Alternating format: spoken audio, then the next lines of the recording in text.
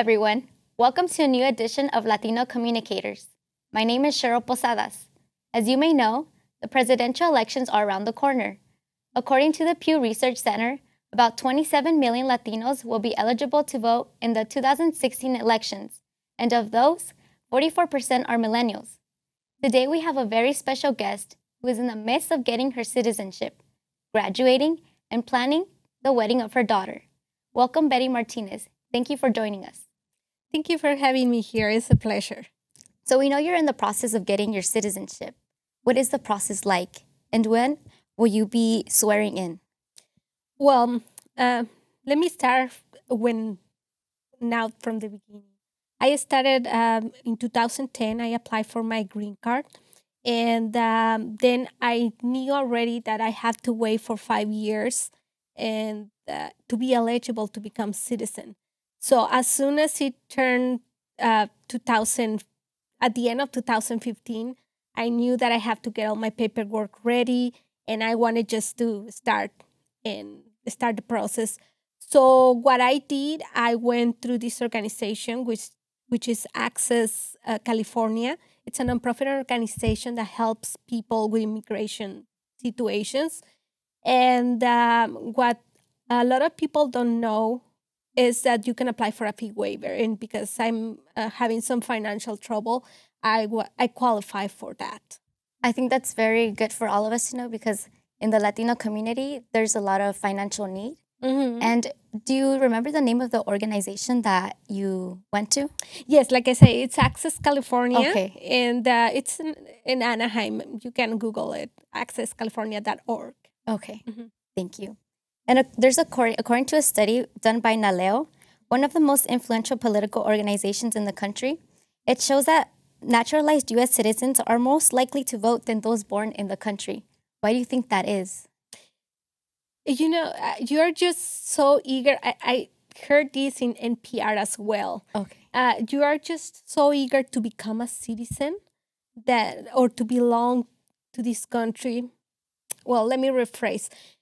You are so quiet for so long that when the chance to participate in this country, they give you the chance, you are just jumping to the opportunity to do it. It's for me, it took me almost 20 years to become a resident of United States, and I always saw the injustices of just being quiet, that not being able to speak up, not being able to cast a vote because you don't belong to this country. So now the opportunity is coming, and I'm just so excited that I will be able to vote in November election. I'm hoping that I will be able to vote. I'm just waiting for my interview and hoping that I could vote. But yeah, definitely, it comes that you really love this country. You're not here just because Just to like be here. Donald Trump said, because you were drugs or you are Terrorists and all these terrorist. things, rapists. Exactly. So you really love this country and you want to participate in. Donald Trump is making us all Look bad. all wanted to vote Okay. against him. Yeah, and going back to it, I think as a US citizen, we don't see those opportunities. We take them for granted.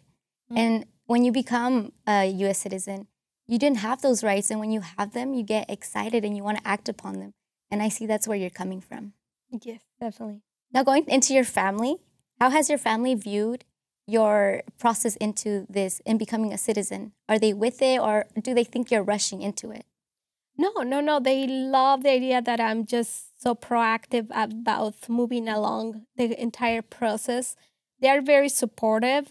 My daughters are 19 and 22, and they are in that time that, yes, we support Bernie Sanders, but we don't want to go out and vote.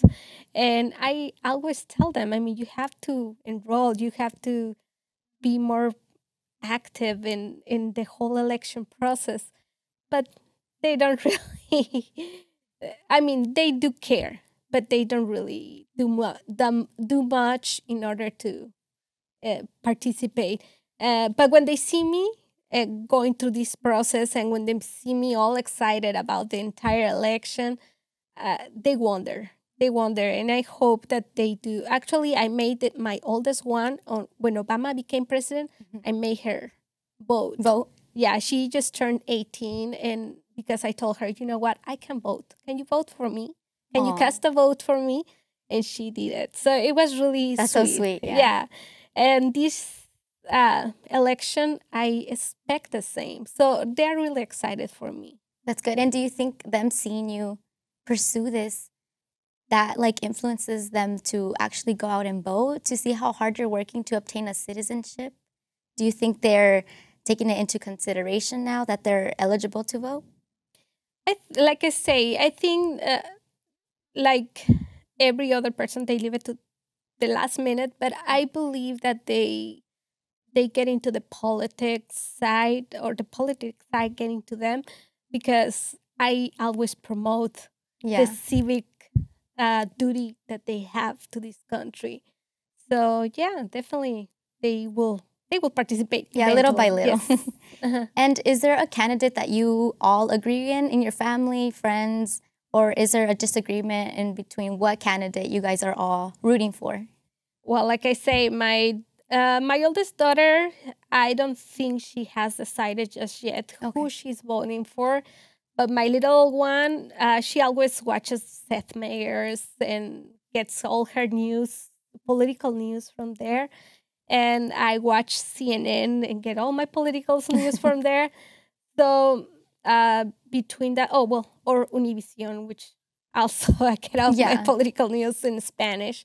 So definitely she's in another generation, and she is for Sanders. I'm for Hillary Clinton because I'm a woman, and I saw how good the presidents of her husband was when he was a president of the United States. So definitely you see the gap of generations where we are going.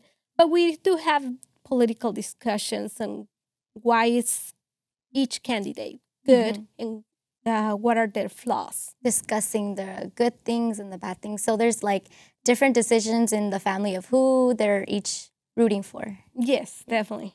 And how do you feel like these elections are influencing the Latino community, since we do have a lot of Latinos speaking out now because of Donald Trump's comments? How do you think it's affecting the Latino community? Well, like I say, definitely Donald Trump is driving the Latino community to vote. Like if you didn't want to vote, now you don't have an option. You want to go out and vote against him because we don't want to be oppressed. A lot of people that might not know about, when here in California we live a little bit of kind of racism and discrimination. 20 years ago, when Prop 187 was gonna be implemented, that forbid education for illegal immigrants, and all these type of things that were gonna be cut for undocumented immigrants. That comes to our minds when we think on Donald Trump. That he's gonna start cutting stuff, and Yes, and we could see it now. He's I mean, even if he says he's gonna have us build, Latinos build, Mexicans build a wall, he doesn't have a plan, but he still has a lot of people behind him, and a lot, you see in his rallies, there's a lot of violence going on. So it scares us as a community, and like you said, it moves us to act upon it, actually go out and vote. And the Latinos have a large population, and we could do something about it. Yeah, and the latest thing that Donald Trump said, right? How is he gonna pay for this wall? He's gonna cut all the money that you send to your family. Most of the families in Mexico that have families here in the United States depend on that little money that we send, or that much money that we send. So Donald Trump is trying to do that. How is the economy in Mexico gonna go? How is gonna affect us? That our family is really important for us. And I think, yeah. Sorry, we're divided sorry. in two worlds, unfortunately. We still have roots in Mexico. We love this country, but we still have roots in Mexico. We do go back and visit family members and worry about them. And But also going back, Latinos, especially Mexicans, you saw. I'm not sure if you saw. There was this guy working on a building, a huge tower, and he put a Mexican flag at the way at the top, and then he explains in the video, look at these beautiful mountains, look at these landscapes, and yeah, look, there's a Mexican flag because this building was built. Drywall was built from us Mexicans, the walls, everything, and look what Donald Trump is trying to do. We Mexicans built his building, and he's trying to kick us out. It just seems a little bit unfair and something we're actually now acting upon, and we want to go out and vote. Yes, definitely, definitely. All those things is just like we have to vote. Yes. So, since you are graduating now in public relations, how do you hope your career will make a huge impact in today's society? Well, I want to work for the community, for the Hispanic community. I really think it's really important that we give back. As a Latinos, we need to give back to the community. Um, I used to intern in in the journalist side, which I love. I love journalists, but the thing is that I wanted to experience PR. So when I encountered some journalists in my internship, they told me, you went to the dark side of the journalism. And I'm like, no, PR is not about spinning the truth. PR is about just making something that is already known so someone knows it better. So if you have a nonprofit organization that is helping a Latino community and it's this little, I want to make it big so it can help the community, the entire Latino community. And the Latino community can have more support because the more informed we are, the more power we will have. That's a very good point. Mhm. So, what's the best lesson you will take from Cal State Fullerton? I have so many great memories, and definitely I'm gonna take what Ines, our director, told us: network. I think that's one of the most valuable things that I can take with me. The To learn how to network is nerve wracking. I know sometimes you feel like, oh, should I go to this person? Am I going to say the right thing? Exactly. But just go yourself, put yourself out there, and just go as many events, and not just go to your own, because I belong to the PRSSA club here. Just don't belong to your own club. Just try to expand your universe and just go to another trade shows or go to extra things that are not in your own curriculum. Thank you, Betty. And thank you to all our viewers. We will see you next time, bringing you more great Latino communicators.